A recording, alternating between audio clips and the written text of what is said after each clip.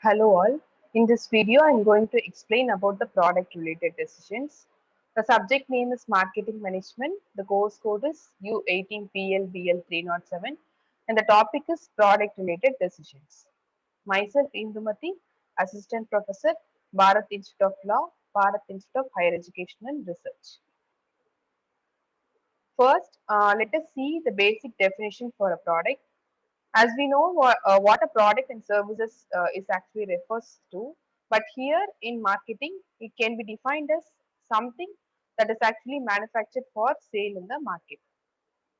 This product must be produced based on the customer needs and the customers must be satisfied by using the product. Here, the product is the main thing in marketing process. Based on the product only, all the marketing activities will be done. The products can be tangible or intangible. The tangible products are known as goods and the intangible products are called as the services here. A product is what a seller has to sell and it is what a buyer has to buy, which actually satisfies the needs of the customers. This product will be offered to the customers in exchange of money and that offering is what we call as a product. We have seen the 4 P's of marketing mix and in that 4 P's the product is one of the important elements. Like we know the 4 P's, it actually refers to the price, place, promotion, and the product, right? So the first main element is the product in that 4 P's of marketing mix. Now, let us see the life cycle of a product. The product life cycle actually explains about the various stages of a product that the product will pass through until it reaches to the customers and beyond that. There are actually 4 stages in a product life cycle and they are the introduction stage, the growth stage, the maturity stage and the decline stage. So this is the product life cycle curve which is called as the PLC curve. So here this curve shows the 4 stages in which a product actually passes through in its life cycle. The first stage is called as the introduction stage. So in this stage, the new product will be launched into the market and it will be introduced into the market. At this stage, the product will be promoted heavily by giving advertisement, by giving some offers and all for the product. Since it is the introductory phase, the companies will invest more cost for production process and also for the promotion process and the firm will invest additional cost for distributing the product. Here, since it is the introduction stage and since the product will be new to the market, there will be very few customers at this stage, which actually means the volume of sales will be very low at this stage. So during the introductory stage, the company's profit will actually show a negative figure. That means a negative trend because of huge cost but low sales volume. So here the company's profit will show a negative trend because of the huge cost that has been invested and also the low sales volume. Next one, the second stage is called as the growth stage. In this stage, the company's sales and the profits will start to increase and also the competition between the similar brands will also begin to increase. At this growth stage, the product will be well recognized among the customers and some of the buyers will repeat the purchasing if they are actually satisfied with using the product. Since at this growth stage, the product has been accepted by the customers, it is called as the market acceptance stage. But due to the competition, the company will invest more in advertisement to convince the customers and so the profit may sometimes decrease near the end of the growth stage. The third stage is called as the maturity stage. At this maturity stage, the customers are much aware of the brand and so the sales will continue to grow, but at a very declining rate when it is actually compared to the past sales. At this stage, there will be more competitors for the same, that means similar kind of products. So, the companies will concentrate on sustaining in the market, and for that reason, they will come up with giving some offers, gifts, giving coupons and all just to sustain in the market. At this stage, usually the customers who are much loyal to the brand, they will be making the purchase. The last stage, the fourth stage is called as the decline stage. At this decline stage, the sale of a product tends to decrease because the consumer behavior would actually change from time to time, right? So the demand for the product will also decrease at this declining stage. Only the customers who are more loyal to the brand, they'll prefer to buy the product in this declining stage. Next, we will see some of the features which is actually associated with the product. The products are actually said to be tangible in nature, right? Where the customers can touch, see, or feel the products. The intangible attributes, it actually refers to the services here, like the consultancy services, banking services, insurance services, and all. The product may be a combination of both the tangible and the intangible attributes. For example, in case of a vehicle, it is a tangible product, but when we talk of its free service which is provided by the dealer, then the product is not only a tangible item but it also comes with that intangible services also.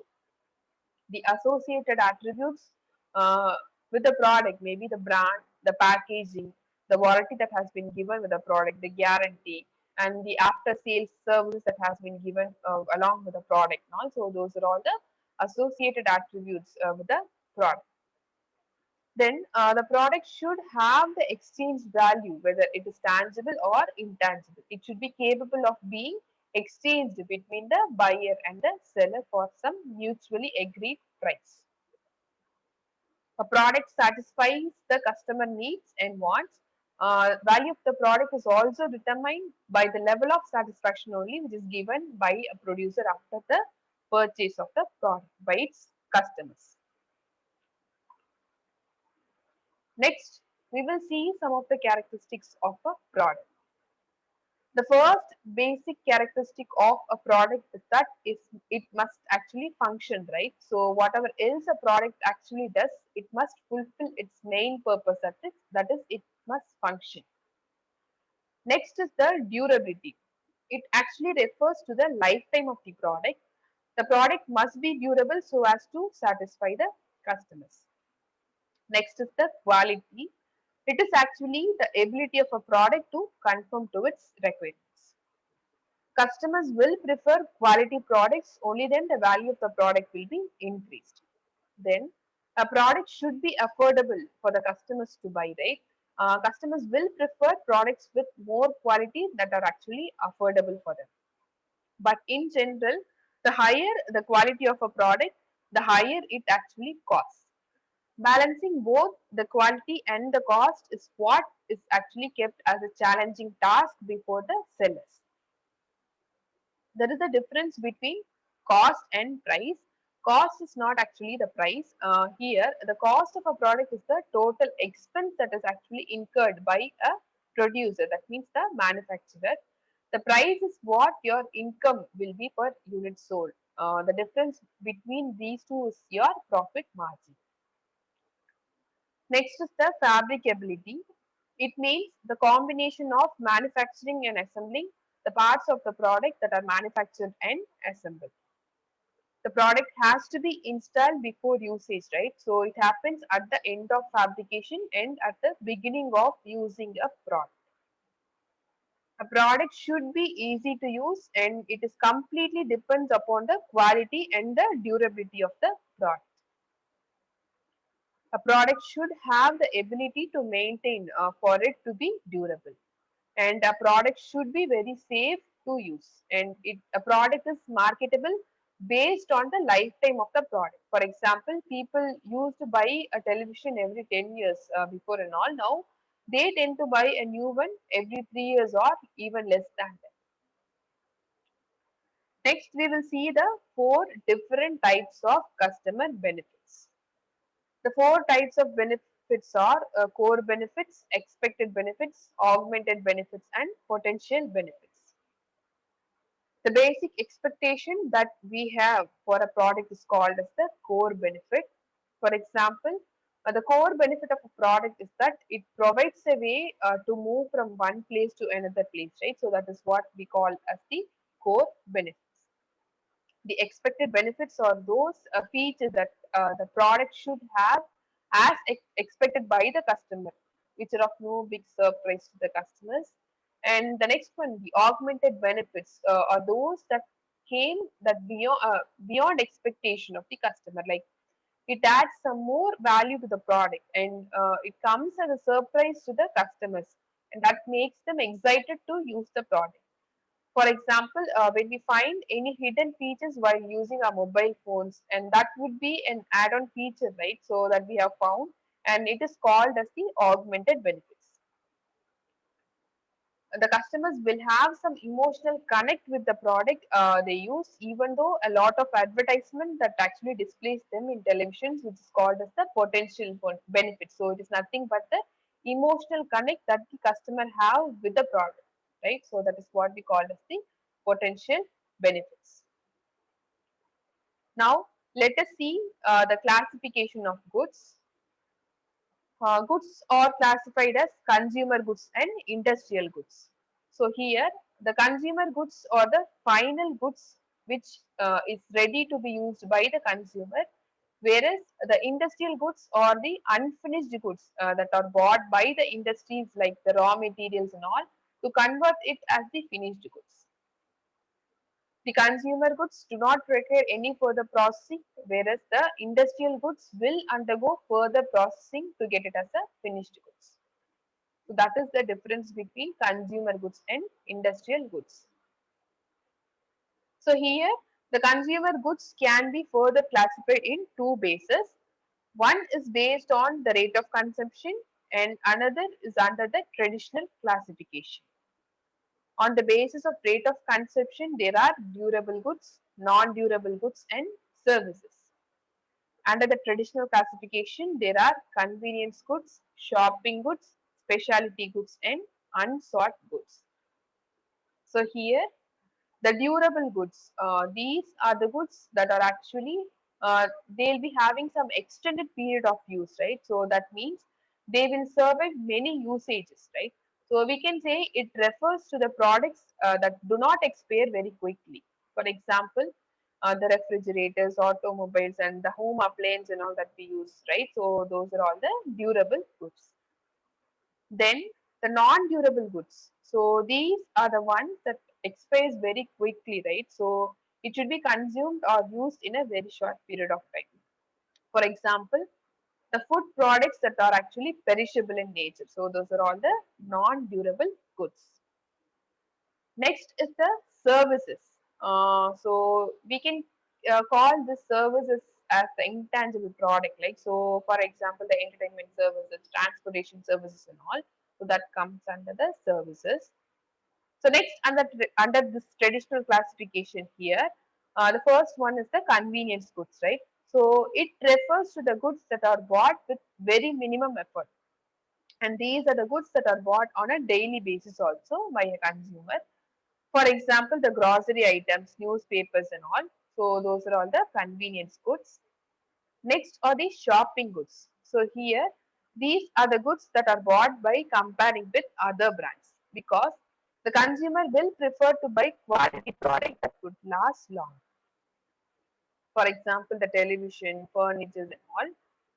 Next is the specialty goods. So here, the specialty goods are those that the consumer will think that are unique in nature and they will value more. And these are the goods that are not bought very often, right? Like the luxury goods and all, the jewels and all, right? So those are all the specialty goods. Next is the unsought goods. So these are the goods that the customers do not want to buy very often, or they don't know that they would also buy.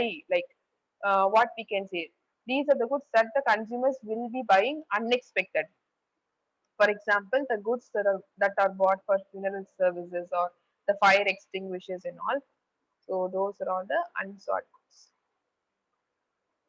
So next one is the industrial goods. So here the industrial goods are classified as materials and parts, capital items, and supplies and business services.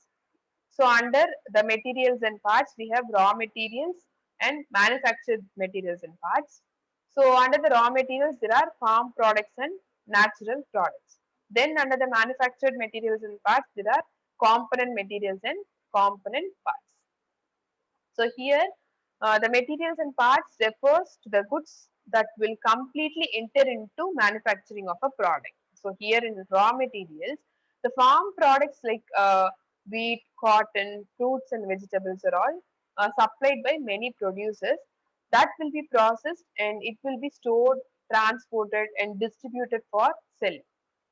The natural products like iron ore, fuel, petroleum are all limited in supply, right? So they'll be moved from the producer to the user. In the manufactured materials and parts, the component materials are fabricated further, like the glass, iron, plastic, steel, and all. The component parts, like the motors and in an electric appliances, the parts of a car, like steering and all, that will enter the product completely with no further processing or any changes, right? So that is the component parts. So that is the difference between the component material and component parts. So the component material will undergo further processing, whereas the component parts will not undergo any further processing, right? So that is the difference between component materials and component parts. Next, the capital items are long-lasting goods and are invested only one time. Installation here refers to installing elevators, generators that are all installed one time, and that's why it is under the capital items. Equipments or the factory equipments and tools like the hand tools, lift trucks, and office equipments like the personal computers and all. So then the supplies and business services are the short lasting goods that helps to develop the finished product. Supplies are of two kinds: operating supplies like the lubricants, coal, writing papers, paints, and maintenance and repair items like the paints and all. Then the business services include maintain and repair services like window cleaning, carpet cleaning, and computer repairs and all. And the business advisory services like legal services, management consultancy services and all. So that and all will come under the business services. Now, let us see about the branding and its features. Here, the brand refers to a special word, symbol, letter, or the mixture of all these. Like when we go to a market and demand the products like Samsung Mobile, Sony Television, Britannia Good Day Biscuits and all, the name that is attached with each of these products are nothing but the brands. We can say brand is a unique name or it may be the company's logo or it is something that makes everyone identify the product and the firm easily by looking into the logo or hearing about that unique name. So it is the uniqueness that is actually referred to as brand here. Next, we will see the elements of brand. The brand elements include brand name, trade name, brand mark, trademark, and trade characters. Here, the brand name is called as the product brand.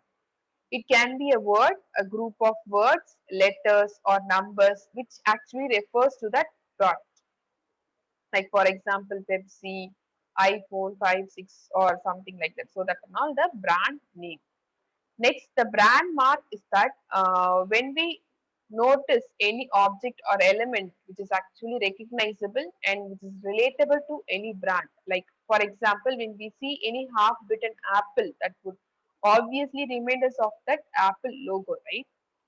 The trade name is also called as the corporate brand. It actually identifies and promotes a company or a division of that particular corporation, right?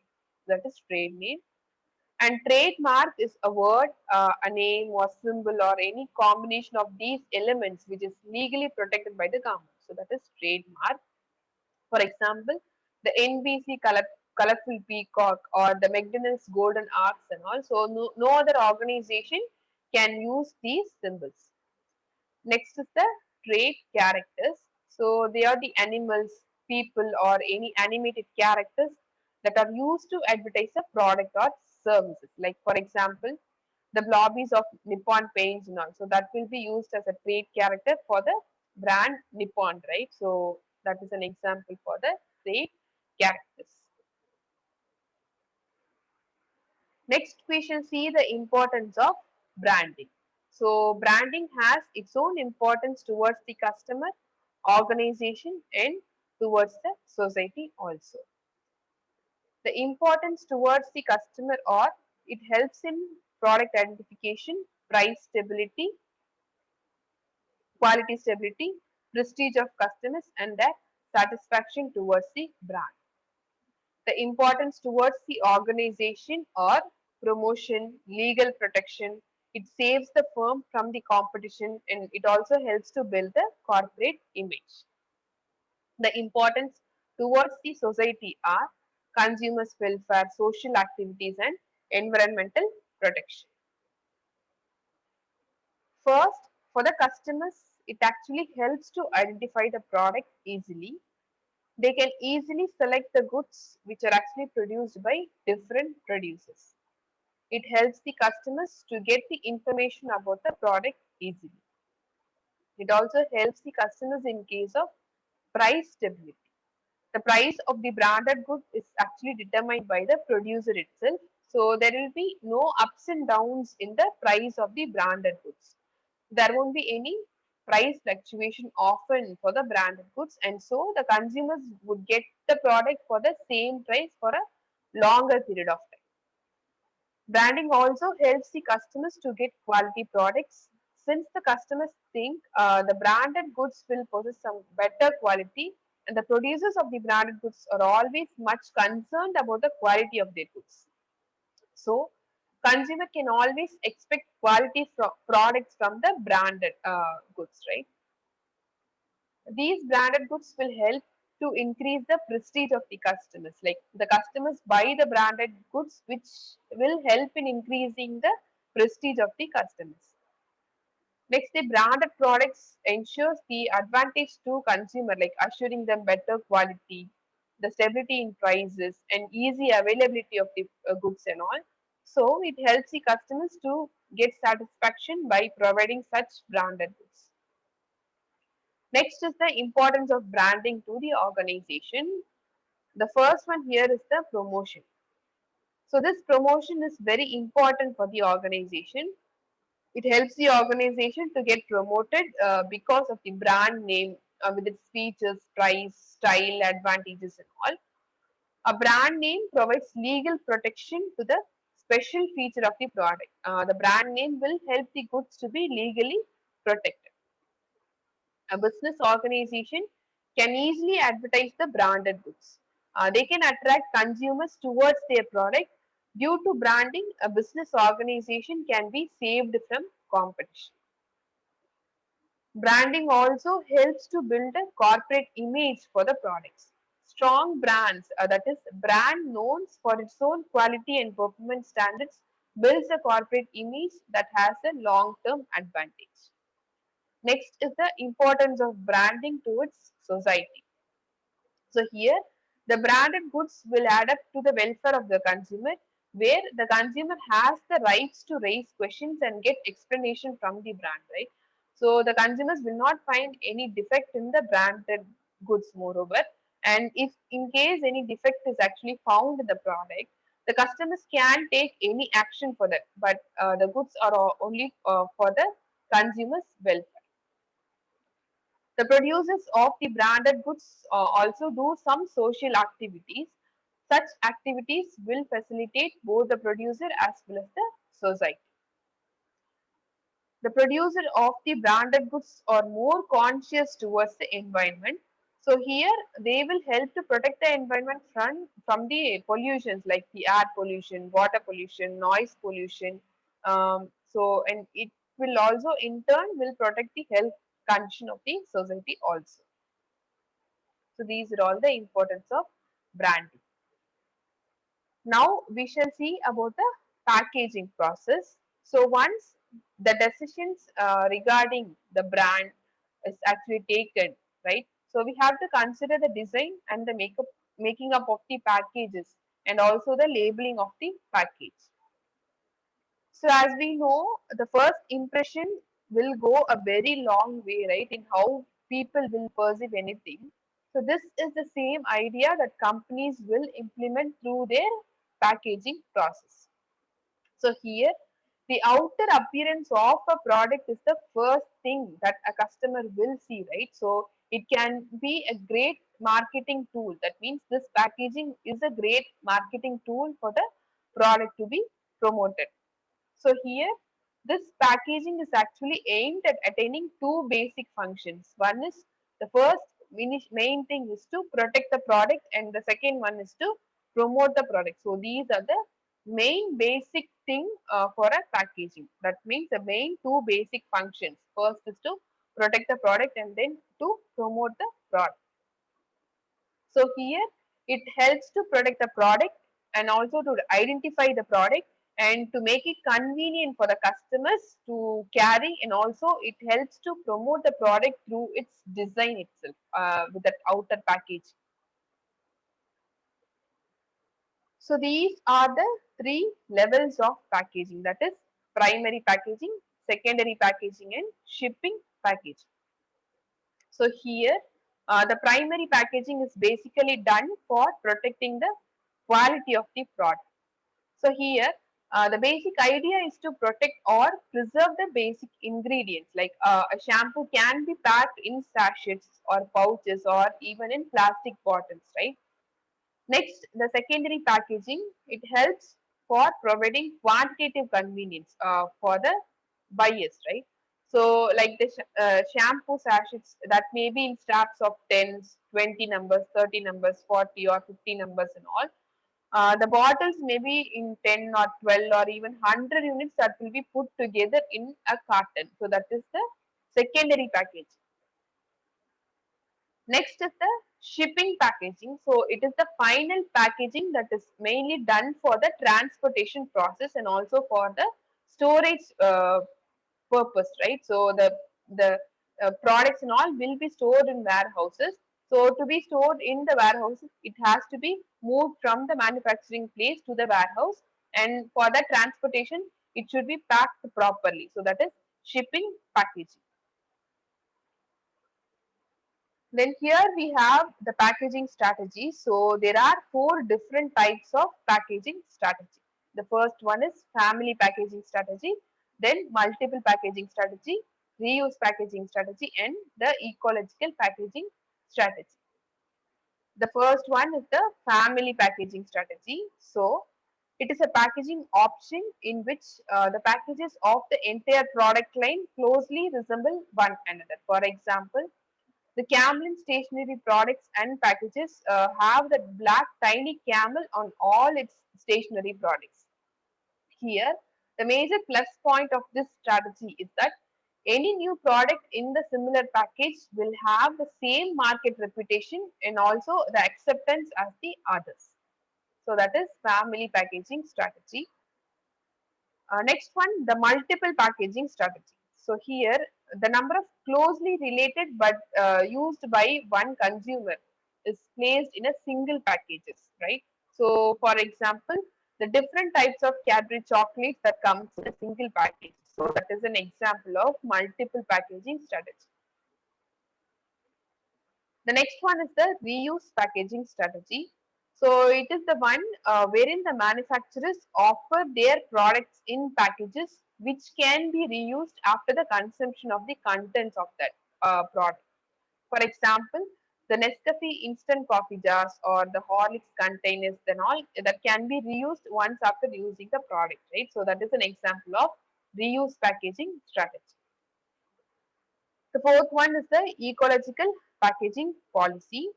It is concerned much in protecting the environment, like using of containers that actually decompose over a reasonable period of time, or use of lightweight packaging materials, and arranging of packaging material and recycling it, that can all be done for the ecological protection.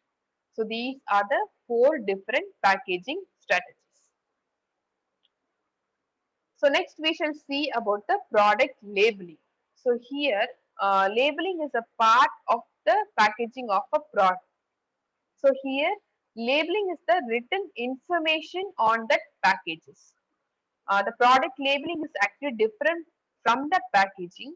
A product packaging might have the brand color, the logo, the material, as well as the shape of the packages and all. For example, the food products like this noodles, Maggi noodles and all, might have the ingredients of the products as well as the instructions on how to make the product that will be written and illustrated on the packages, right? So these instructions are nothing else but the product labeling by the brand. So the packaging is mainly done for the protection of the product, and labeling will give the complete information about the product. So that is the main difference between the packaging and labeling. Next, we shall see the functions of labeling of a product. It actually defines the product and its contents. A label gives information about the product's usage and also caution to be taken while using the product.